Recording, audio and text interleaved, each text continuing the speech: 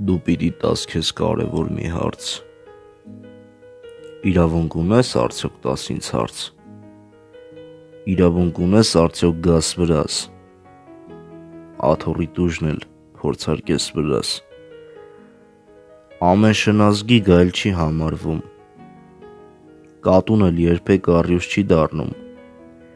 չի դառնում երբեք սողունը թռչուն, հավն էլ օվկիանոս սուզված չի անցնում, շունդ տիրոջը էլ չի ճանաչում, գիտեմ,